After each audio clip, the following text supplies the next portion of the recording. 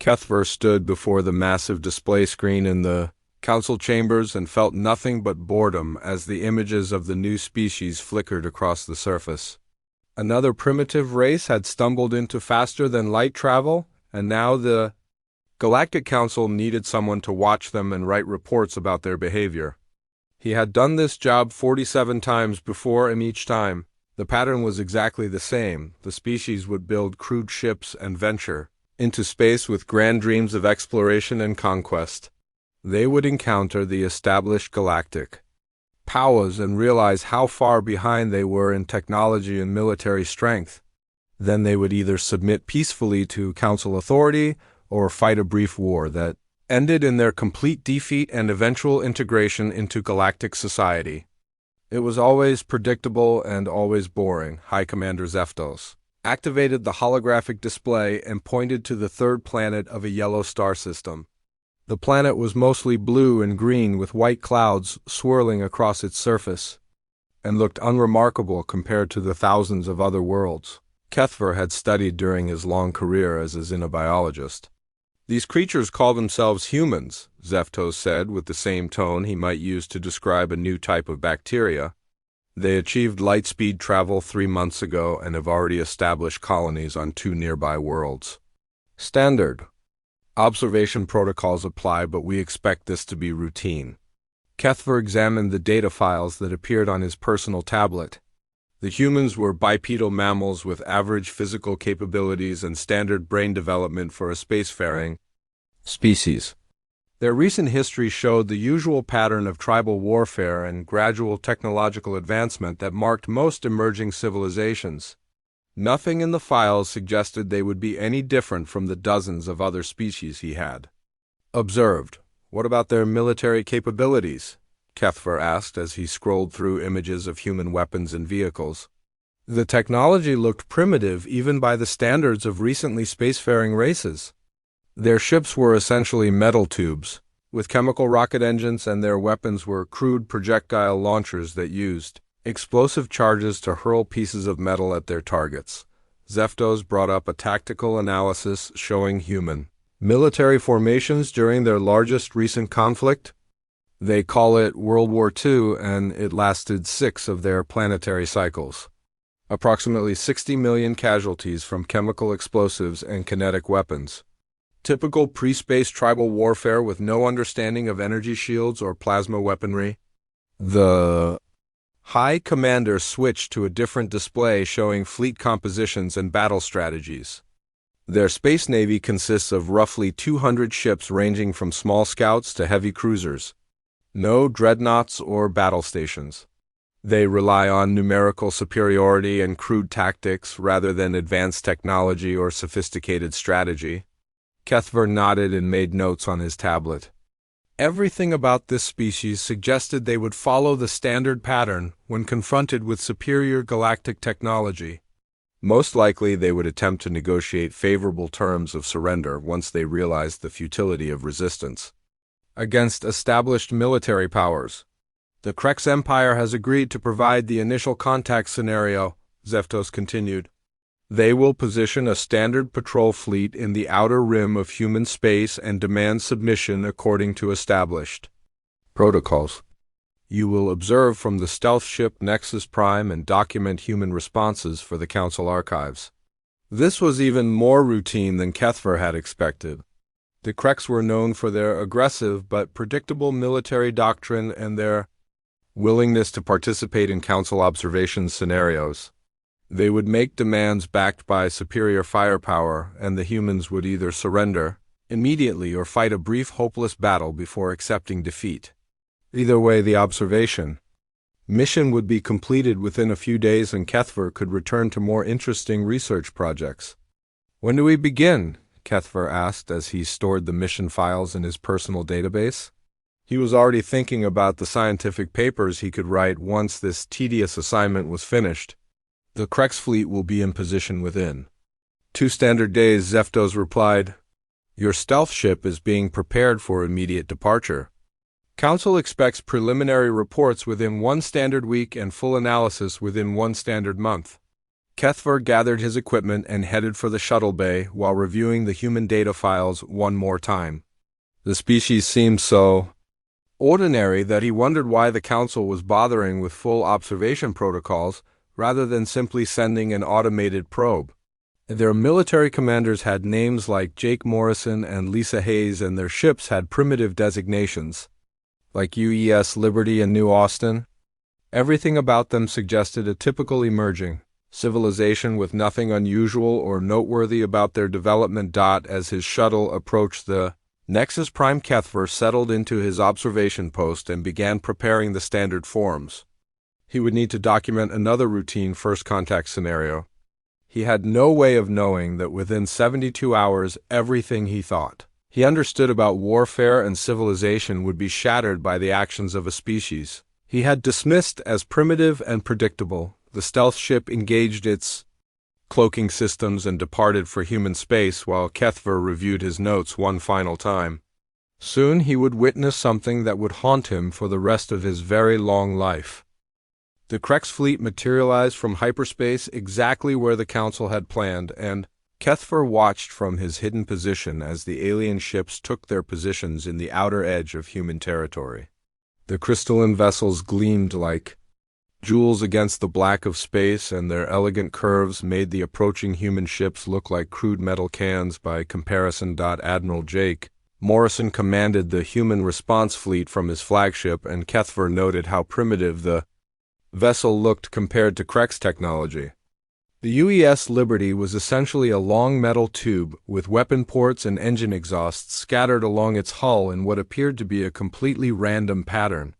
The other human ships were equally unimpressive, with boxy designs that showed no understanding of advanced engineering principles. The Krex commander opened communications, according to the standard script that had been used successfully with dozens of other emerging species. His voice carried the authority of a civilization that had conquered 3 star systems and commanded respect throughout this region of the galaxy. Primitive humans, you have entered space claimed by the Krex Empire and must submit to our authority immediately.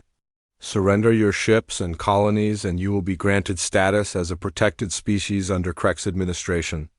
Refuse and face the consequences of defying a superior military power. Kethver prepared to document the human response and expected either immediate surrender or desperate attempts to negotiate more favorable terms. Most species tried to buy time while their leaders debated the impossible choice between submission and annihilation. Instead, Admiral Morrison replied with words that made Kethver drop his data tablet in shock. You have 30 seconds to leave our space before we open fire. The silence that followed stretched across all communication frequencies as both fleets tried to process what they had just heard. No emerging species had ever responded to first contact with an immediate threat of violence. The tactical situation made human resistance completely futile since the Krex possessed superior numbers, weapons, and defensive technology. The Krex commander began laughing and transmitted his amusement across all frequencies, so every ship in both fleets could hear his reaction to human stupidity. Foolish creatures, your metal toys cannot penetrate our shields or match our firepower. This is your final opportunity to surrender before we demonstrate the price of defying the Krex Empire. Kethver watched the tactical display as commander. Lisa Hayes coordinated the human fleet into what appeared to be a defensive formation. Instead of clustering their ships for mutual protection, the humans spread into a wide pattern that seemed designed to maximize their vulnerability to Krex weapons. Their formation made no sense according to any established military doctrine that Kethver had studied during his long career. The 30 seconds expired with both fleets holding their positions and Admiral Morrison keeping his promise with terrifying precision. The humans opened fire first. Missiles streaked across the space between the fleets, and Kethver stared in disbelief as the primitive projectiles raced toward ships protected by energy shields that could deflect the most advanced plasma weapons in the galaxy. The human missiles looked like simple chemical rockets with crude guidance systems and conventional explosive warheads that should have been completely useless against Krex defenses. The first missile struck the lead Krex dreadnought, and the massive ship vanished in a ball of nuclear fire. Kethver nearly fell from his observation post as the tactical display registered the impossible result. The human weapon had not only penetrated Krek's shields but had completely destroyed a ship that could withstand direct hits from battle station main guns. The explosion registered energy levels that should have been impossible for such a small missile to generate. More human missiles found their targets, and more Krek ships disappeared in brilliant flashes of controlled stellar fire. The energy shields that protected against directed energy weapons proved completely useless. Against kinetic projectiles moving at significant fractions of light speed and carrying fusion warheads, that released the power of compressed stars, but the weapons were not what made Kethver begin transmitting emergency reports to the Council. What terrified him was watching how the humans fought. Captain Rick Davis led a squadron of destroyers in what appeared to be a suicidal charge directly into the center of the Krek's formation. His ships took devastating damage from Krek's plasma weapons, but continued their attack even as their hulls melted and their crews died.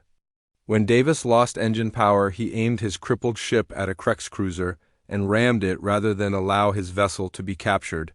The collision destroyed both ships in an explosion that lit up the tactical display like a miniature sun. Commander Lisa Hayes coordinated the battle from the Liberty Tactical Center, and her voice remained perfectly calm, even as Krek's plasma bolts tore through human ships around her. She redirected fire patterns and rescue operations simultaneously while managing a three-dimensional battle that spanned millions of cubic kilometers of space. When the Kreks began jamming human communications, Hayes ordered the fleet to switch to backup systems that used light signals and coordinated ship movements.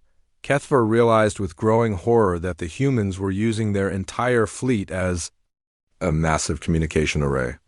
Each ship became a signal relay that could transmit tactical information through synchronized maneuvers that turned military formations into a complex language system no species in galactic history had developed.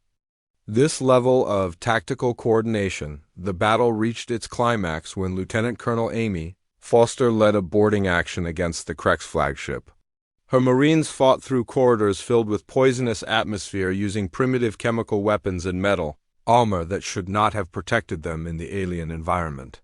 They had no business being able to survive, let alone fight in conditions that would kill most galactic species within minutes, yet they captured the ship. The surviving Krek's vessels retreated in complete disorder, and Kethver stared at his instruments in shock as the tactical display showed the impossible result. A numerically inferior force using primitive technology had defeated one of the most respected military powers in this region of the galaxy. His carefully prepared observation notes lay forgotten as human rescue ships moved through the debris field searching for survivors from both fleets. Kethver watched in stunned silence as human rescue ships moved through the battlefield debris like they were conducting a routine salvage operation rather than cleaning up after an impossible military victory. The tactical displays still showed the scattered remains of Krek's vessels that had been considered among the most powerful ships in this sector of the galaxy. Just hours before, the human missiles had not been simple chemical explosives as the initial intelligence reports suggested. Each warhead contained what the humans casually called a fusion package, which was essentially a controlled stellar explosion compressed into a weapon small enough for their primitive ships to carry. The Krek shields that had been designed to deflect energy weapons proved completely useless against kinetic projectiles that struck with the force of compressed stars, but Kethver was beginning to understand that the weapons were not the most dangerous thing about these humans. What made them truly terrifying was the way they approached warfare itself. Captain Rick Davis had died when he rammed his crippled destroyer into a Krek's cruiser, but his final transmission contained detailed coordinates for the safest approach. Routes to human space along with an open invitation for any survivors to seek medical assistance and sanctuary. The man had literally given his life to destroy an enemy ship and used his last moments to offer help to the very people he was fighting. Commander Lisa Hayes continued coordinating rescue operations even as her own ship showed battle damage from Krek's plasma weapons. Her tactical teams had switched seamlessly from targeting enemy vessels to locating survivor pods and disabled ships. The same communication systems that had turned the human fleet into a coordinated weapon now served as a search and rescue network that covered the entire battle zone. Lieutenant Colonel Amy Foster emerged from the captured Krex flagship with 63 alien prisoners, who were being treated not as captured enemies but as injured beings in need of medical attention. The human Marines had fought through poisonous atmospheres and hostile, automated defenses to reach survivors trapped in damaged sections of the ship. Dr. Paul Martinez met the rescue shuttles at the Liberty Medical Bay and immediately began treating Krex injuries despite having no previous experience with alien physiology. Kethver watched in amazement as the human medical team improvised surgical procedures and life support protocols for beings whose biological systems were completely incompatible with human medicine. The doctor worked for 18 continuous hours, developing new techniques to save alien lives while his own people lay wounded in adjacent medical bays. When his staff suggested prioritizing human casualties, Martinez refused and assigned equal medical resources to Krex survivors. Regardless of their military rank or hostile actions during the battle, Admiral Morrison personally visited the captured Krex commander and asked if his people had specific dietary requirements or environmental needs that human medical facilities should accommodate. The Krex officer, who had demanded human surrender just hours earlier, now found himself receiving better medical care than he would have gotten aboard his own ships. Kethver transmitted confused reports to his superiors while struggling to understand what he was witnessing. No species in galactic history had ever treated defeated enemies with this level of care and respect. The standard pattern after military victory involved prisoner interrogation, territorial claims, and demands for tribute or resources. Instead, the humans were treating the Krex survivors as honored guests. Hi. Commander Zeftos responded to Kethver reports with obvious irritation and disbelief. Impossible to describe their prisoner interrogation protocols and territorial expansion procedures.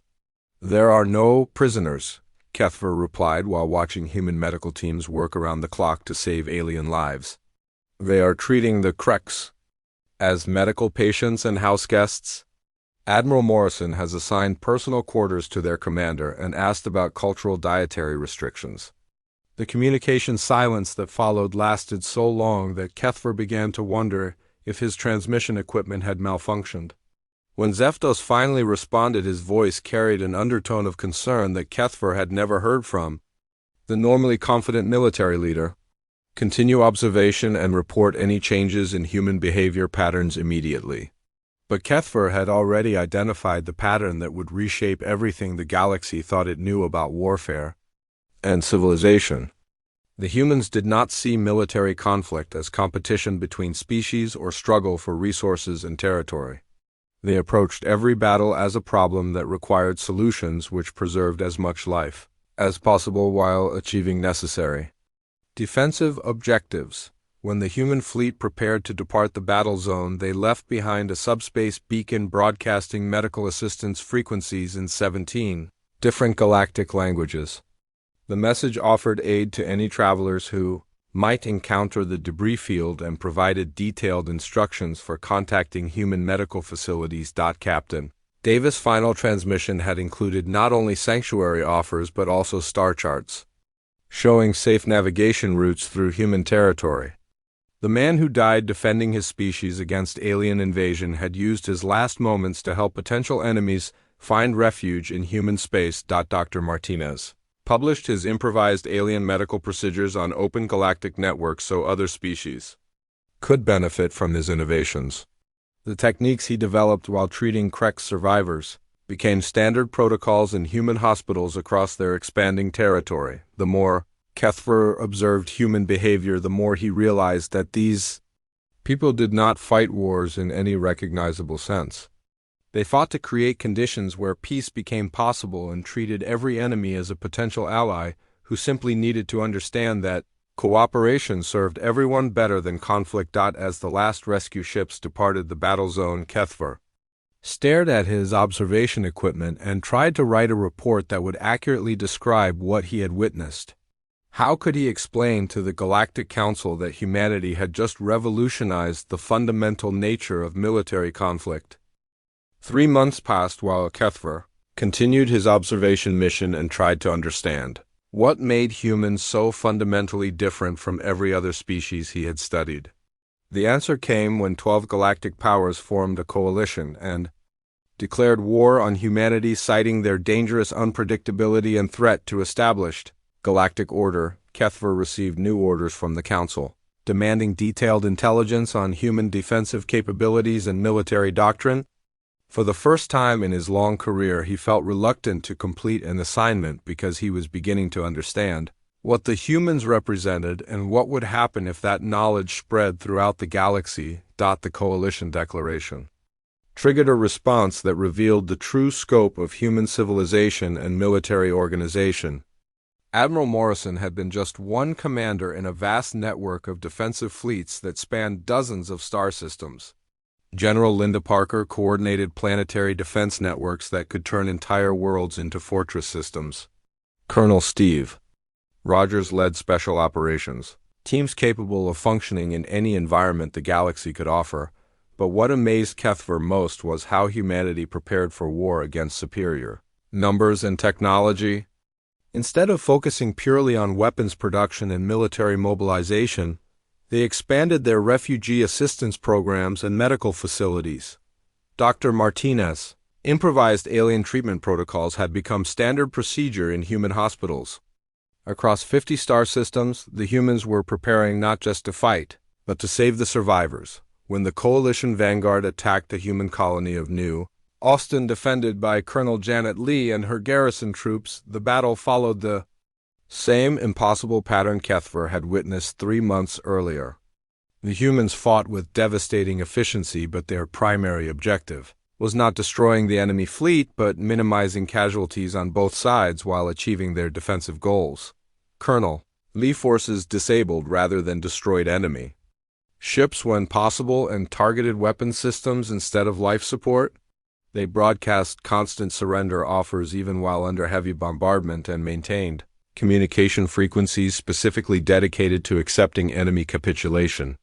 When a Coalition cruiser suffered a reactor breach that threatened to kill 12,000 soldiers, human engineering teams risked their lives to prevent the explosion. The psychological impact on Coalition forces proved more devastating than any weapon. These soldiers had been trained for total war against a ruthless enemy who would show no mercy to defeated opponents. Instead, they found themselves fighting people who treated them as valued but misguided neighbors who needed to understand that cooperation served everyone better than conflict. Captain Danny Wright led a squadron of human fighters in a desperate defense of the New Austin orbital platforms. His pilots took enormous risks to disable Coalition bombers rather than destroy them, and repeatedly broke off attacks to assist damaged enemy vessels. When Wright-owned fighter suffered engine failure, he used his remaining fuel to guide a Coalition rescue ship to survivors floating in damaged escape pods. Commander Betty Ross coordinated the defense from the Planetary Command Center while simultaneously managing refugee operations for displaced Coalition civilians. Her staff processed asylum requests from enemy soldiers who no longer wanted to fight while directing defensive fire against military targets. The same communication networks used for battle coordination served as administrative systems for managing surrendering enemies. Dr. Helen Parker worked around the clock treating casualties from both sides and training Coalition medical personnel in advanced human trauma procedures. When Coalition commanders demanded the return of their wounded soldiers, Parker replied that patients would be released when they were medically stable regardless of their military allegiance. The Coalition forces found themselves in an impossible position fighting an enemy who kept trying to save their lives. Traditional military doctrine provided no guidance for dealing with opponents who offered medical assistance to wounded enemies and sanctuary to soldiers who wanted to stop fighting. Morale among Coalition troops collapsed as word spread that humans treated prisoners better than most species treated their own people. Entire ships began surrendering not because they faced defeat, but because they wanted to experience the legendary Human hospitality that rescued enemies and turned former opponents into allies. Admiral Frank Stone commanded the coalition fleet and watched his carefully planned invasion dissolve into chaos as his soldiers refused to fight an enemy who treated them as guests rather than targets. His tactical officers reported that human defensive positions were vulnerable to concentrated attack, but the same reports included detailed accounts of human medical teams risking their lives to save coalition casualties. The turning point came when the coalition battleship Thunder suffered a catastrophic malfunction that disabled life support for 8,000 crew members. Human rescue ships arrived within hours and worked for 3 days straight to evacuate the entire crew to safety. The Thunder captain formally surrendered his ship to Admiral Morrison and requested political asylum for his entire crew. By the end of the first month of fighting, 6 coalition powers had withdrawn from the war as their soldiers refused to attack people who kept trying to help them. The remaining coalition forces found themselves fighting a defensive war against an enemy whose primary weapon was kindness backed by devastating military efficiency. Kethver transmitted increasingly desperate reports to the Council while watching human defensive doctrine shatter every assumption about warfare that galactic civilization had developed over thousands of years. The humans had turned military conflict into a recruitment tool that converted enemies into allies through the simple expedient of treating everyone as people deserving of life and dignity. The war that was supposed to eliminate the human threat to galactic stability ended not with their defeat, but with the complete dissolution of the coalition arrayed against them. Kethver watched from his hidden observation post as one by one the member species withdrew their forces and formally requested peace negotiations with human diplomatic representatives. The pattern had become predictable in its impossibility. Coalition forces would attack human positions expecting fierce resistance and total warfare. Instead, they encountered defenders who fought with terrifying efficiency, while simultaneously offering medical aid to wounded enemies and sanctuary to soldiers who wanted to stop fighting. The psychological impact proved more devastating than any conventional weapon. General Roy Campbell commanded the final coalition assault on the human research station at Kepler-7 and discovered what every other coalition leader had learned during the previous 6 months. Fighting humans was like trying to wage war against people who insisted on treating you as family members who had temporarily lost their way. The research station was defended by Captain Joan Miller and her engineering corps, who had converted scientific laboratories into fortress positions without abandoning their primary mission of developing new medical technologies. When coalition ground forces stormed the facility, they found defenders who were simultaneously fighting for their lives and working to perfect treatments for coalition casualties. Captain Miller personally led the defense of the main laboratory, while her staff continued working on a cure for Alterian blood poisoning that had been affecting coalition troops for weeks. The same people who were shooting at coalition soldiers were also broadcasting medical data that would save thousands of coalition lives across the entire war zone. Dr. Nancy Adams worked in the station medical bay treating wounded soldiers from both sides while research continued around her. When coalition forces breached the outer perimeter, she refused to evacuate and instead set up additional surgical facilities to handle the expected casualties from the final assault. Her medical teams prepared to treat the very soldiers who were trying to kill them. The station fell after 18 hours of fighting, but Captain Miller formally surrendered only after ensuring that coalition forces understood how to operate the medical equipment and continue the research that would benefit their own people. She handed over command codes along with detailed instructions for completing the Alterian treatment project. General Campbell found himself in command of a facility whose defenders had died protecting research that would save his own soldiers' lives. The final human transmission from Kepler-7 included detailed medical data and an offer to share all research findings with Coalition Medical Services. The psychological impact finally broke Coalition morale completely. Soldiers across 12 star systems refused to continue fighting an enemy who died trying to help them. Mass surrenders turned into mass defections as entire fleets crossed over to join human defensive forces. Kethver received increasingly frantic communications from High Commander Zeftos demanding explanations for coalition failures and detailed analysis of human psychological warfare techniques. The Council needed to understand how a primitive species had destroyed a military alliance through kindness and medical assistance. They do not wage psychological warfare, Keffer transmitted back to Council headquarters. They simply treat every person as valuable regardless of species or military allegiance. Coalition forces cannot maintain fighting morale against an enemy who keeps saving their lives. The response from Zeftos came with encryption codes that indicated maximum security classification. Explain human military doctrine and tactical innovations immediately. The Council requires complete intelligence for defensive planning. Kethver stared at his observation equipment and realized he faced a choice that would determine the future of galactic civilization. His complete analysis contained detailed information about human fusion weapons, tactical coordination systems, and defensive strategies that could revolutionize military technology across the galaxy, but more dangerous than their weapons was their philosophy. If other species learned that strength could coexist with mercy and that victory did not require enemy destruction, the entire foundation of galactic political structure would collapse. The established powers maintained control through fear and the threat of total war against anyone who challenged their authority. Humanity proved that power could be wielded without cruelty, and that enemies could be converted into allies through simple respect for life and dignity. This knowledge would inspire revolutions across the galaxy as subject species realized they did not have to accept oppression from militarily superior civilizations. The Council feared humanity not because they were powerful, but because they demonstrated that power could serve compassion instead of domination. If this philosophy spread throughout the galaxy, the current political order would not survive. Kethver began preparing 2 reports. The official transmission would contain carefully edited intelligence that understated human capabilities and emphasized their primitive technology. He would omit the tactical innovations, rescue protocols, and devastating effectiveness of treating enemies as potential allies, but he would keep complete files hidden in his personal archives.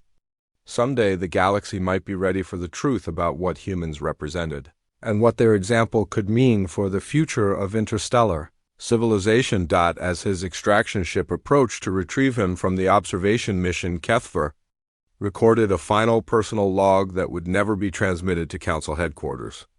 I was ordered to observe human warfare, and I have learned that they do not wage war at all. They wage peace using force only as a tool to create conditions where peace becomes possible. The galaxy was not ready for this knowledge, but perhaps future generations would be wise enough to understand its importance. Kethver stood in the extraction ship docking bay and felt the weight of galactic history pressing down on his shoulders as he prepared to return to Council headquarters with information that could reshape interstellar civilization. The complete files stored in his personal archives contained enough intelligence about human military capabilities and philosophical approach to warfare to revolutionize how every species in the galaxy understood the relationship between power and compassion. High Commander Zeftos waited in the ship communication center with visible impatience as status reports from across the war zone confirmed the complete collapse of coalition resistance. 12 military powers had been unable to defeat a single emerging species, not because of superior technology, but because their soldiers refused to fight an enemy who treated them as valued guests rather than targets for destruction. Your preliminary reports make no sense, Zeftos declared as soon as Kethver entered the communication chamber. How does a primitive species defeat established galactic powers using inferior technology and smaller numbers? The Council requires detailed analysis of human weapon systems and tactical innovations immediately. Kethver activated his data interface and prepared to transmit the most important lie in galactic history. The edited files he had prepared contained accurate information about human technology and military organization, but carefully omitted the philosophical foundations that made their approach to warfare so devastatingly effective. Human weapons utilize controlled fusion reactions compressed into kinetic projectiles. Kethver reported while displaying technical specifications that would satisfy Council curiosity without revealing the true source of human military effectiveness.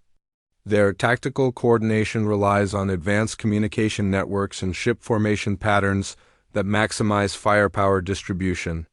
Zeftos studied the weapon specifications with professional interest, but Kethver could see confusion in the commander expression as he tried to understand how these technologies alone could account for human victories against superior opposition. The weapons were impressive but not revolutionary enough to explain the complete collapse of coalition morale. What about their psychological warfare techniques? Zeftos asked while reviewing reports of mass defections and surrenders among coalition forces. How do they break enemy morale so effectively? This was the critical moment when Kethver would either reveal the truth that could transform galactic civilization or protect both humanity and the galaxy from knowledge that neither was prepared to handle responsibly. They appear to use standard intimidation tactics combined with superior firepower. Kethver replied while carefully avoiding any mention of human rescue operations, medical assistance, or treatment of prisoners. Coalition forces were demoralized by unexpected technological capabilities and tactical innovations. The lie felt heavy in his mind as he transmitted false intelligence that portrayed human military success as the result of advanced weapons rather than advanced compassion. Zeftos accepted the explanation because it fit within established understanding of how military conflicts function throughout the galaxy. The Council will implement defensive countermeasures based on your analysis, Zeftos declared while storing the edited files in high-security archives. Recommend appropriate integration protocols for long-term management of human expansion. Kethver submitted his final official recommendation with words that would protect humanity from future interference while ensuring the galaxy remained ignorant of their true nature. Humanity poses minimal threat to galactic stability. Recommend STA-NDA-RD integration protocols with limited monitoring. Their military capabilities are adequate for local defense but insufficient for major territorial expansion. It was the most important underestimation in galactic history, and Kethver knew that generations of his people would live under its protection. The Council would leave humanity alone to develop their unique civilization while the rest of the galaxy continued following established patterns of dominance and submission. But Kethver also knew that someday the truth would emerge. Human colonies were already spreading throughout local space, and their philosophy of treating all beings with dignity and respect would eventually encounter other species who had never experienced such treatment. The example they provided would inspire questions about whether galactic civilization could be organized around cooperation rather than fear. In his personal quarters, Kethver sealed the complete observation files in a data archive that would remain hidden until the galaxy developed enough wisdom to understand their significance. Future historians would eventually discover the truth about human military doctrine and the devastating effectiveness of treating enemies as potential allies. The extraction ship departed human space while Admiral Morrison continued expanding defensive networks that protected not only human colonies but also the refugee populations from dozens of other species who had discovered that humans meant their promises of sanctuary and medical assistance. Dr. Martinez's techniques for treating alien injuries had become standard practice in hospitals across human territory. Captain Miller research at Kepler-7 had produced medical treatments that saved thousands of coalition lives and established human settlements as centers of scientific advancement that benefited every species willing to participate in peaceful cooperation. The humans continued their expansion into galactic space, unaware that their greatest strength lay not in their weapons or courage, but in their refusal to see any being as irredeemably their enemy. Kethver transmitted his final report with official language that concealed the most important discovery in galactic history. Observation mission completed. Human species suitable for standard integration protocols. No significant threat to galactic stability detected. The lie would protect both humanity and the galaxy from a truth that could transform everything but might also destroy the fragile balance that maintained peace between hundreds of different civilizations. Someday the galaxy might be ready to learn that strength and compassion could coexist, but that day had not yet arrived. As the extraction ship entered hyperspace, Kethver began the long journey home, carrying secrets that would haunt him for the rest of his life.